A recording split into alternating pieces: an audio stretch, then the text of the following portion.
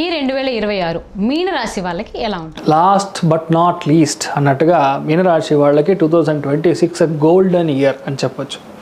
ఎందుకంటే చాలామంది చూసారంటే ఇప్పటిదాకా డిప్రెషన్, సంబంధం లేకుండా మాట్లాడుతూ ఉండడం, లేదంటే విపరీతమైన ఒక విషయాన్ని మరిచిపోవడం, ఒక బస్సు ఎక్కమంటే ఇంకో బస్సు ఎక్కడం, బస్సు ఎక్కి ట్రైన్ ఎక్కి కూర్చుంటే అక్కడ వ్యాలెట్ మొబైల్ ఫోన్ మర్చిపోయి రావడం, లేదంటే చిన్న విషయాల్లో మనం స్టెప్ తీసి ఒక స్టెప్లో పెట్టినప్పుడు స్టెప్ ఆటోమేటిక్గా కదిలిపోయి మనం కింద పడిపోవడం, ఇలాంటి విషయాలన్నీ శని ఎప్పుడు మీ రాశి లగ్నానికి వచ్చాడో అప్పటి నుంచి మీ మనస్థితి బాగలేదు అని చెప్తాం. మన వ్యాకుల్యం అని చెప్తాం. అంటే మనసు నార్మల్గానే ఉండదు, సంబంధం లేకుండా థింక్ చేయడం, over possessive, over tension, depression, ఇలాంటి విషయాలు అన్నీ మీరు ఆల్రెడీ చూస్తున్నారు. But 2026 is going to be a grand year for sure. ఎందుకంటే గురువు మారుతున్నాడు.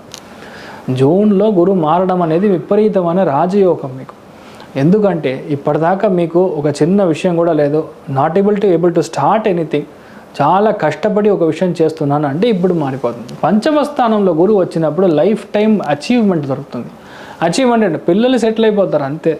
మీరు సెటిల్ అయిపోతారు, పిల్లలు పుడతారు. మెయిన్ విషయం మీకు 6వ స్థానం చెడిపోతుంది అంటే ఫస్ట్ విషయం మీరు సంతోషపడాల్సింది మీనరాశి వాళ్ళు.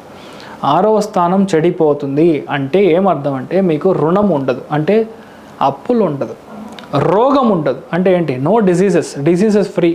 హెల్త్లో ప్రాబ్లం ఉన్న ఒక పిల్లి వేస్తే ఓకే అయిపోతుంది అలాగా. అదిలా శత్రువులు ఉండరు. శత్రువులు లేకపోతే ఆటోమేటిక్గా మీరు గెలిచినట్టే. మీకు శత్రువు ఉంటే మాత్రమే, శత్రువు లేకపోతేనే మీరు గెలిచినట్టు ఆటోమేటిక్గా. 5వ స్థానం యాక్టివ్గా ఉన్నప్పుడు ఏంటంటే మీ యొక్క ఒంట్లో ఉన్న ఆర్బీసీ కౌంట్, డబ్ల్యూబీసీ కౌంట్, ఇవన్నీ ఆటోమేటిక్గా రెగ్యులరైజ్ అవుతాయి. అదేలాగా చాలా పెద్ద ల్యాండ్ లేదంటే ఇల్లు, దీనికోసం మీరు అప్పులు తీసుకున్నారు, మీనింగ్ హోమ్ లోన్ తీసుకున్నారు, ఇండస్ట్రియల్ ఎక్స్పాన్షన్ లోన్ తీసుకున్నారు, అవి 100% క్లోజ్ అవుతుంది.